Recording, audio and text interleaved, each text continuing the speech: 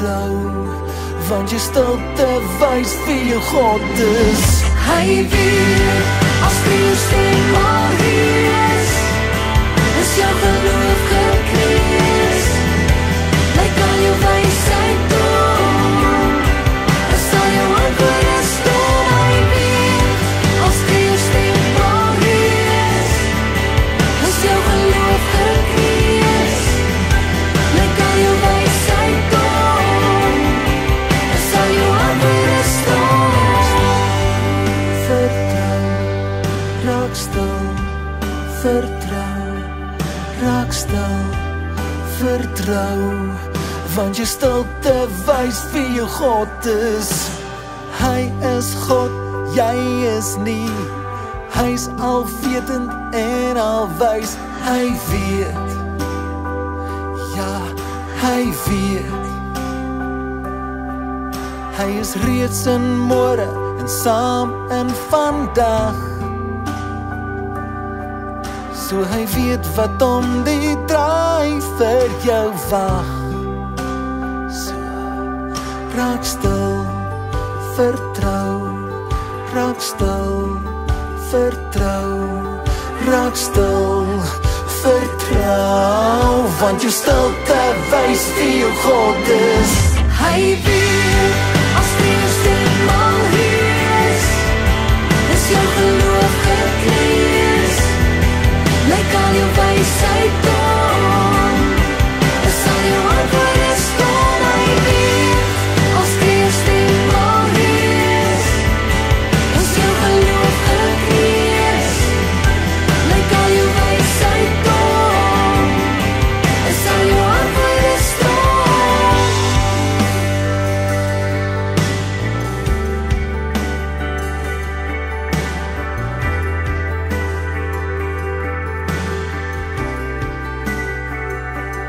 Ek vertrou U, al verstaan ek nie.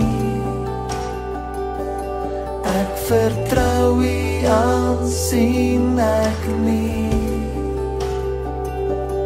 Ek vertrou U, al weet ek nie. Maar U weet, U sal reeds daar, en dis genoeg vir my. Hy weet, as die stem al hier is jou geloof gekrees. Lyk al jou wysheid dom, sal jou antwoorde stom. Hy weet, as die stem al hier is jou geloof gekrees.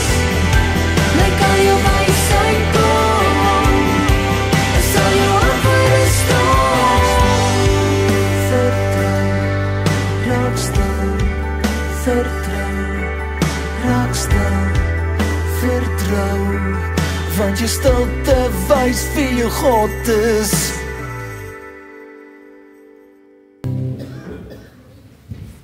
Here, wat ons hier vanoggend by mekaar kom ons met 'n groot dankbaarheid by mekaar, met 'n vuur en met 'n passie in ons hart, Here, met een doel in oog, en dis om U te verheerlik en te eer en te loof.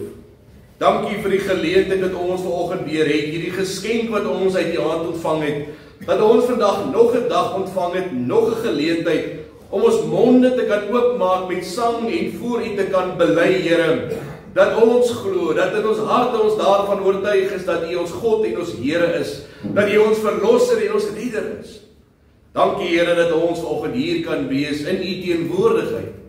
U leer vir ons in die woord, daar waar 2 of 3 in die naam vergader, daar is U. En ons is daarvan oortuig, Here, dat U is ook hier vanoggend in ons midde.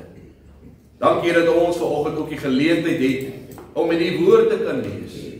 Help ons, Here, dat U woorde op ons harte gegraveer sal word, en dat soos ons nou ook bely het met die laaste sang, dat ons sal uitgaan met U woord op ons harte, en in die wêreld gaan verkondig, daar is een God, een koning, een Here, een naam onder wie ons gered en verlos word, en dis U naam, ons Here Jesus Christus. Dankie, Here, dat ons hierdie mag bid, in die almagtige en heilige en kragtige naam. Amen. Genesis 27. So kosbare gedeelte in die Bybel wat julle nou gaan sien is dat ons hier te doen het met 'n familie, 'n pa en 'n ma en dan twee broers, 'n tweeling inteendeel. En baie interessant is dat julle gaan sien in hierdie gedeelte ook baie ver van normaal, maar tog ook normaal, nee. Nou kom ek lees van Genesis 27 van vers 1.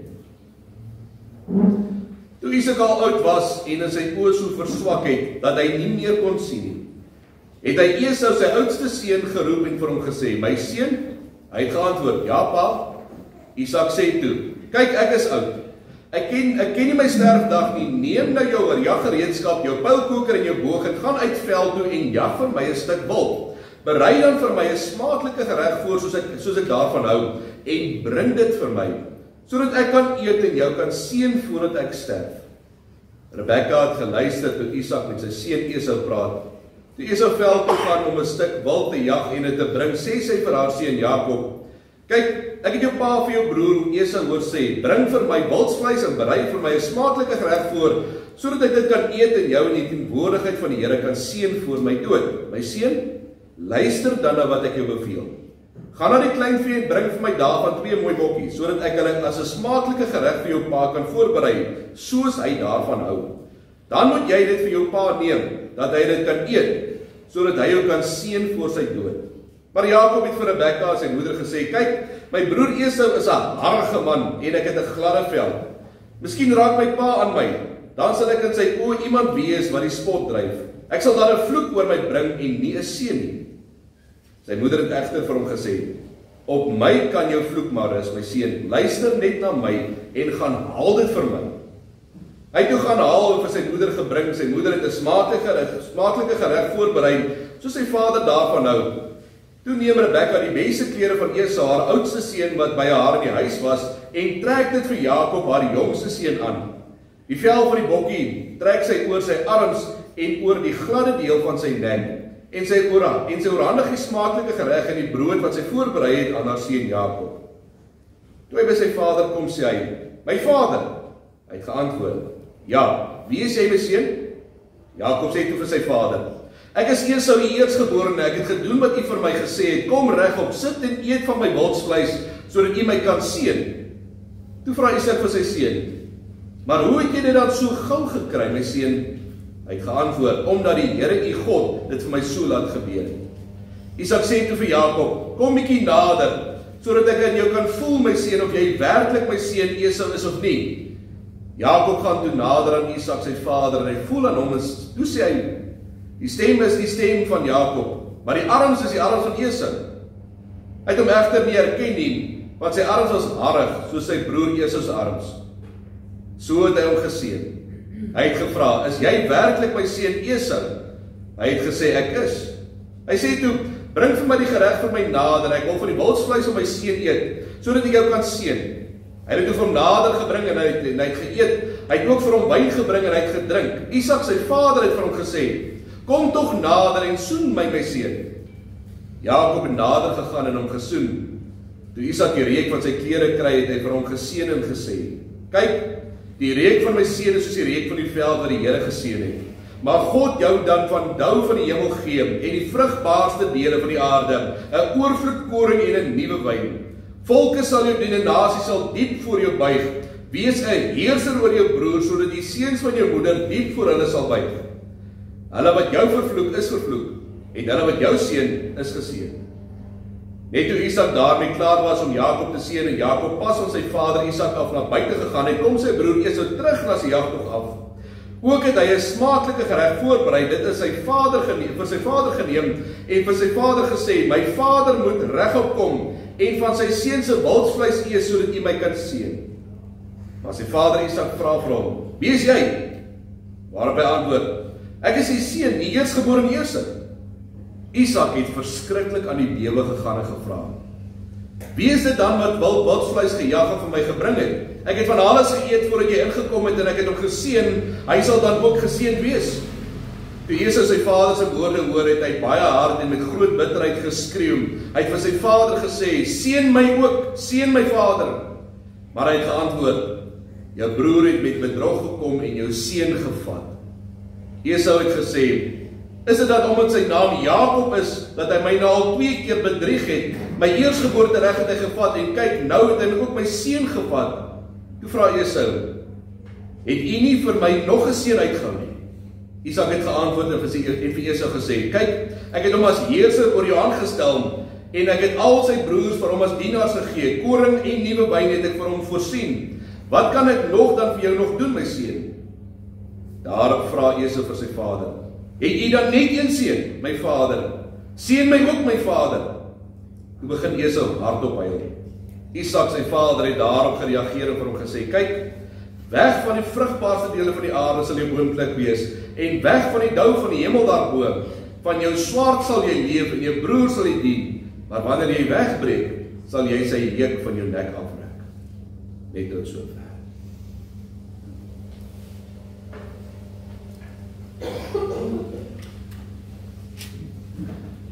Nou my liewe familie, baie keer gebeur dit dat 'n mens gou by die winkel iets nodig het.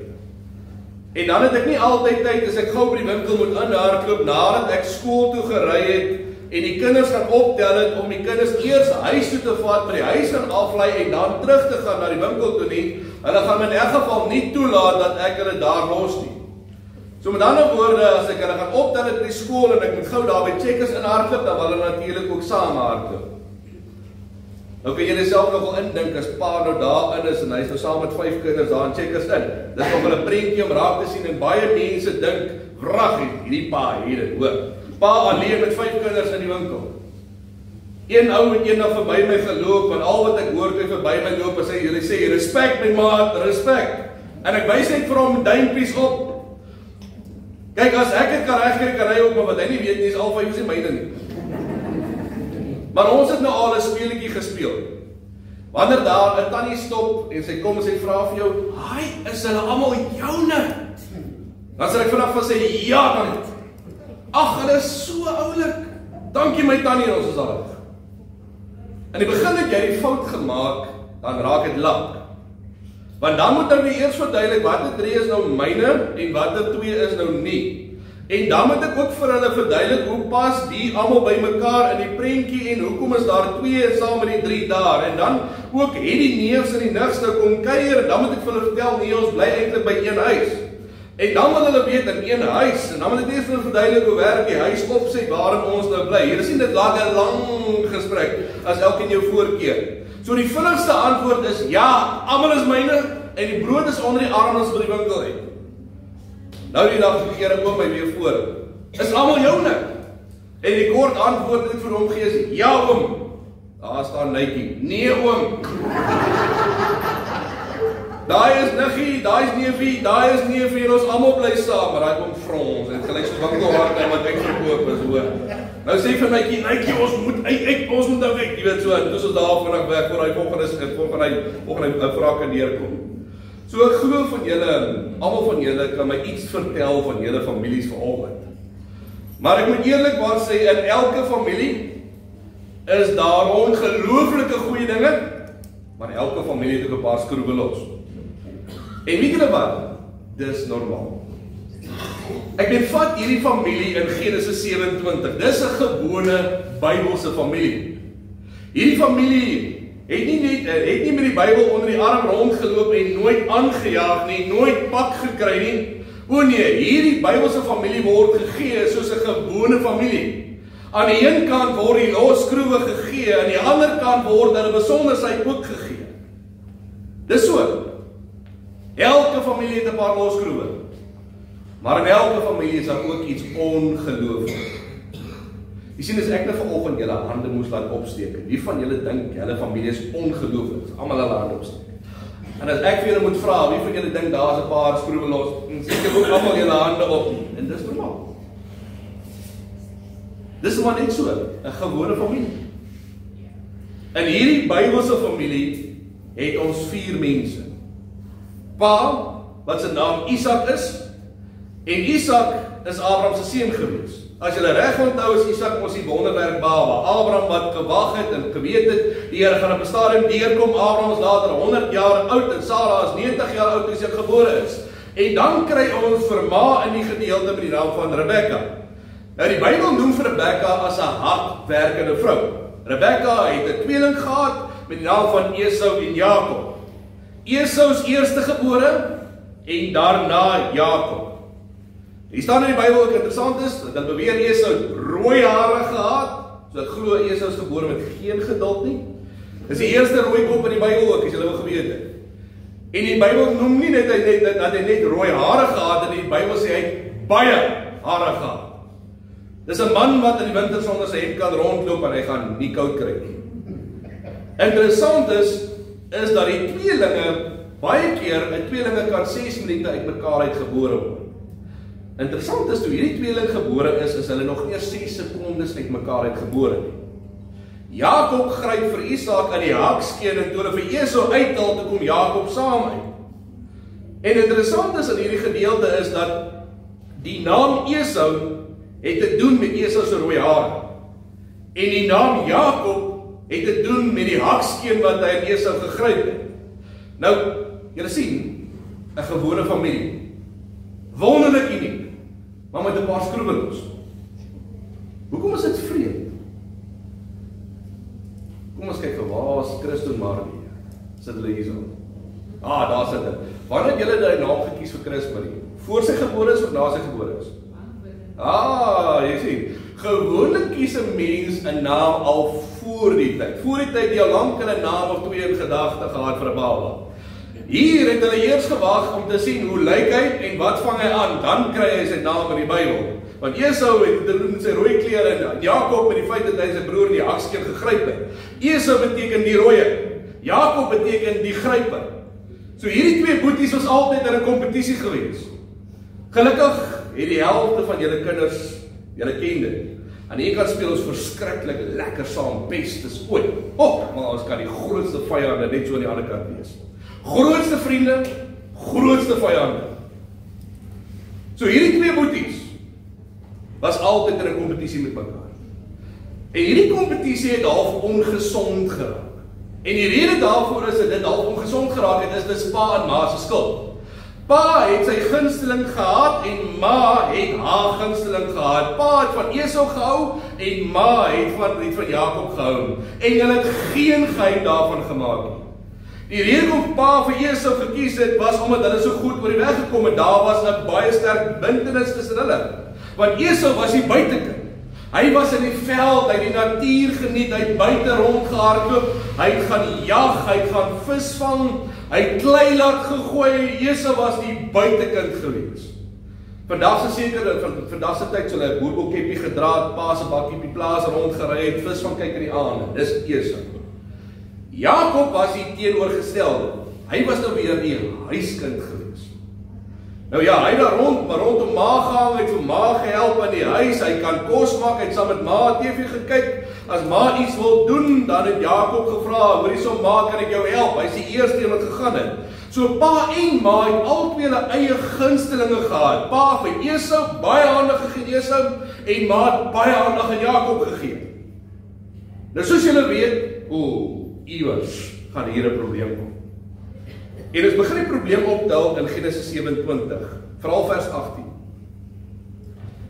Toe hy by sy vader kom, sê hy, my vader. Hy het geantwoord, ja, wie is jy my seun?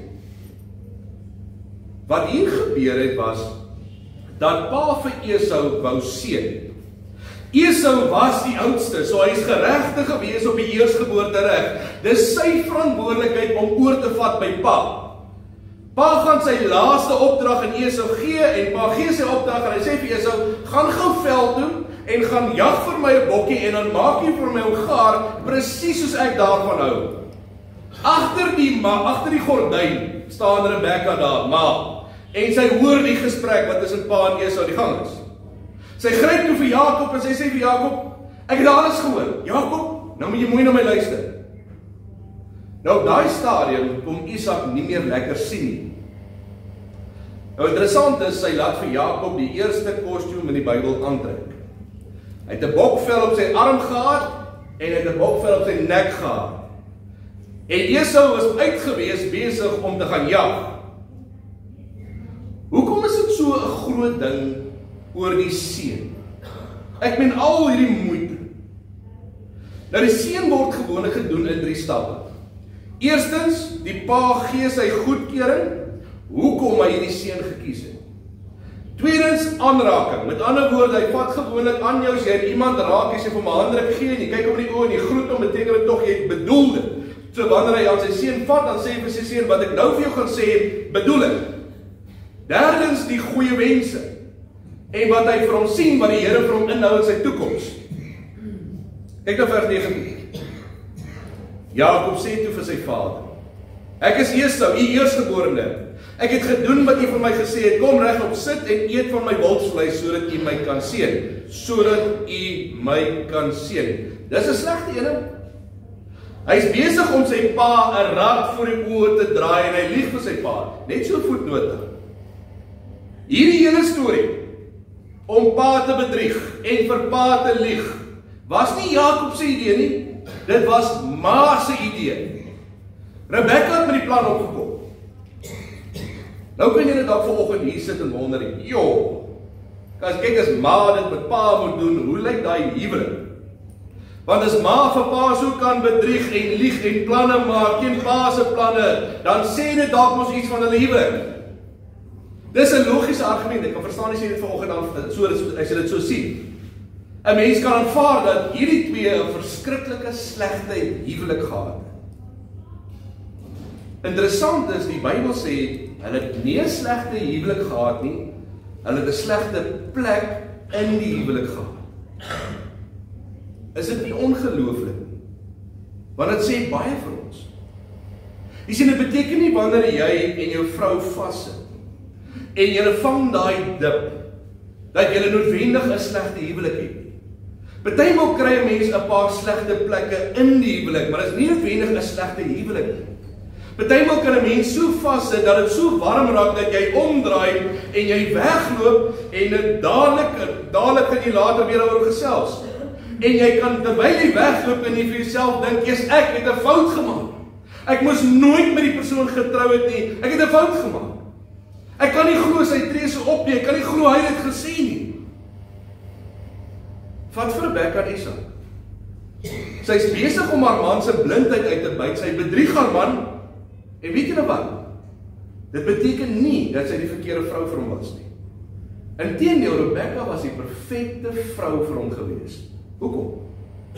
In Genesis 24 het God gesê dat Rebekka die perfekte vrou vir Isak is. Hulle pas by mekaar. Isak was nie perfek.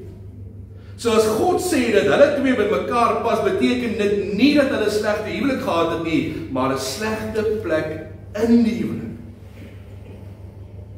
Dalk is jy nou daar. Weet jy, waar jy dalk sit, is net 'n slegte plek in die huwelik. Is nie 'n slegte huwelik nie. Maar ek moet vir nog iets uitwys. Rebekka het dit nie gedoen om onwillig te wees nie. Sy het dit gedoen uit liefde uit vir Jakob. Sy wou die beste vir Jakob gehad het. Ongelukkig wat sy gedoen het was nie 'n eerbare manier gewees nie. Haar liefde wat sy vir Jakob gehad het, was die rede hoekom sy dit gedoen het. Hoekom sy met hierdie planne voorgekom het. Die seun was iets ongelooflik goed en sy wou hierdie seun vir Jakob gehad het. Sy wou die beste vir Jakob gehad het. Haar motief was liefde. Haar rede was liefde. Haar werkswyse was ongelukkig oneerlik. In vers 30 staan dit uit. Net toe Isak daarmee klaar was om Jakob te seën en Jakob pas van sy vader Isak af na buite gegaan het, kom sy broer Esau terug van die jagtog af. Rebekka het reg gekry, Jakob het reg gekry, hulle het die seun gesteel. As ek dit so kan stel. Esau kom terug en hy kom met die bord wildsvleis aan daar by sy pa en hy wil vir dit vir sy pa gee. Pa, hier is die wildsvleis, sit regop. Eet van hierdie vleis wat ek vir jou gaar gemaak het, vers 32. Maar sy vader Isak vra vir hom, wie is jy? Waarop hy antwoord, ek is die seun, die eerstgeborene Esau. Sy pa skrik groot. Wie was voor jou hier? Ek het klaar geëet, ek het klaar geseën. Toe Esau dit hoor, het Esau hard geskree. Desperaat val hy op sy knieë neer voor sy pa se bed. Pa, seën my ook asseblief.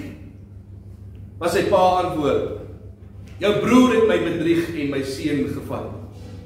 Die gryper het jou alweer in die hakskeen gegryp en jou seun van jou weggegryp. Esau vra vir sy pa: pa, het jy net een seun wat jy kan gee? Vers 38. Daarop vra Esau vir sy vader: het jy dan net een seun, my vader? Seën my ook, my vader. Toe begin Esau hardop huil. Hou in gedagte, Esau is nie 16 jaar oud nie, hy is 60 jaar oud. En hy kniel by sy pa se bed en hy huil soos 'n baba. Hierdie ding met die seun was iets groot. Dis iets waarvoor hy jare gewag het. Die rede hoekom hierdie seun so groot is 'n mens moet iets verstaan wat saam met hierdie seun gaan. Dit het gegaan oor jou eersgeboortereg. En dit beteken dat jy is die volgende leier van die familie. Jy neem by jou pa oor. Al jou pa se eiendom en sy goedjies word joune. Dit al sy grond, sy diere, sy slawe, almal gaan vir jou werk. Jy is die leier, dit gaan na jou toe. As jy reg onthou in Genesis 25, het Esau ons eendag teruggekom en hy het vir Jakob gesê: Jakob, ek is so honger. Kom ons onderhandel. En terwyl hy daar sit, sy energie is uit, niks gejag nie, maag geraas. Ek sê mos 'n man se maag geraas, en hy mos baie weerbaar, nee. Hy is so honger, hy dink nie reg. En hy begin dadelik met Jakob onderhandel. Ek sal my eersgeboortereg vir jou gee as jy vir my daai bordjies opgee. En hy het eerlikwaar gedink, ek het nogal gedink. Die rede hoekom Esau dit gedoen het is omdat hulle dit nooit ernstig opgevat het nie. Hy het geweet daar gaan 'n dag wees waar pa my in elk geval gaan seën en dan kry ek reg gewaas. Hy staan net langs die bed en hy kniel en hy huil. Pa, seën my ook. Pa, asseblief seën my ook. En sy pa sê: ek het 2 seuns, ek het 1 seun. En dis ongelukkig hoe dit gewerk het. Daar kan net een wees wat oorvat by pa. Net een. En Jakob het dit reg gekry. Het maak nie saak hoeveel kinders hy gehad het nie. Elke generasie, elke pa het net 1 seun gehad. Iemand wat by hom gaan opvolg. Dis hoe dit gewerk het, dis hoe dit in my familie gewerk het. Ons sal dit waarskynlik anders wil gedoen het. Maar wat gebeur het met Isak, Rebekka en Esau en Jakob, agter alles was 'n rede. Kyk, ek weet wanneer 'n mens na hierdie familie kyk, dan kan 'n mens sê, weet jy wat, daar was ongelooflike tye.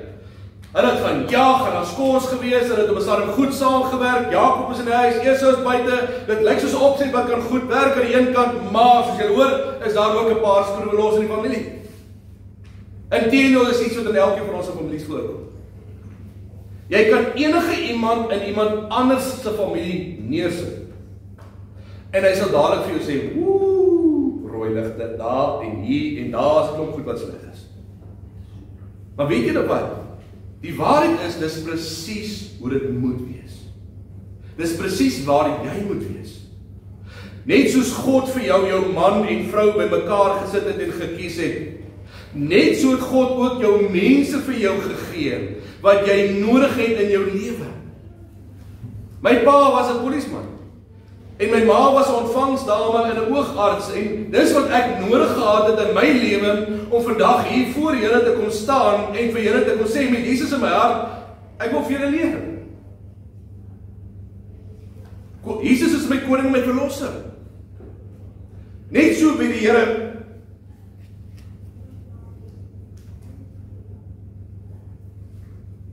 dat ons kinders 'n dominee, 2 onderwysers en ouma nodig het.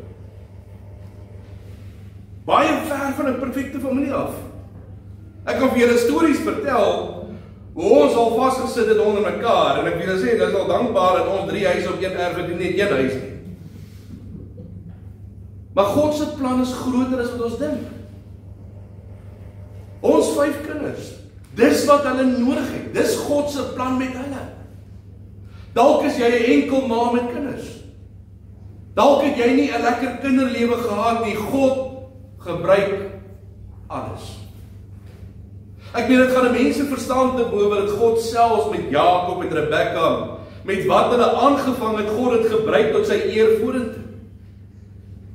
Ek het baie jare terug 'n voorbeeld gebruik van 'n tweeling wat nie 'n lekker kinderlewe gehad het nie. Eendag doen hulle 'n dokumentêr oor die tweeling. Julle moes dit al gehoor het.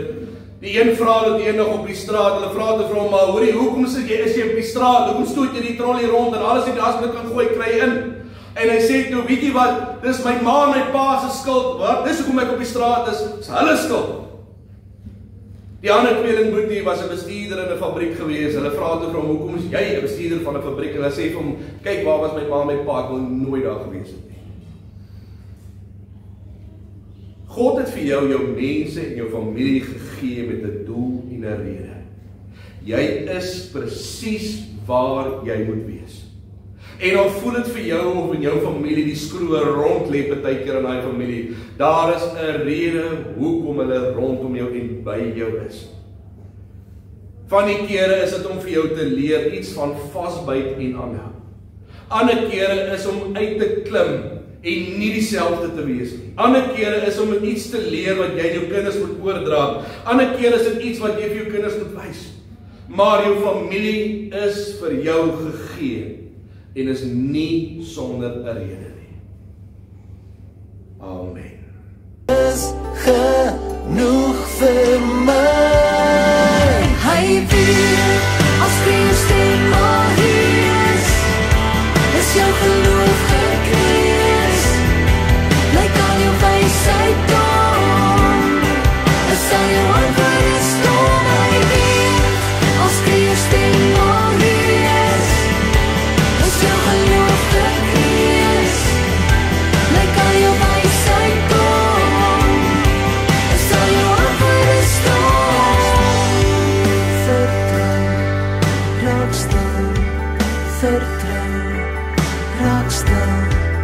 Vertrou, want jy stilte wys wie jou God is. Ontvang nou die seën van die Here en gaan in sy vrede. Die genade van die Here Jesus Christus en die liefde van God en die gemeenskap sal met julle elkeen wees.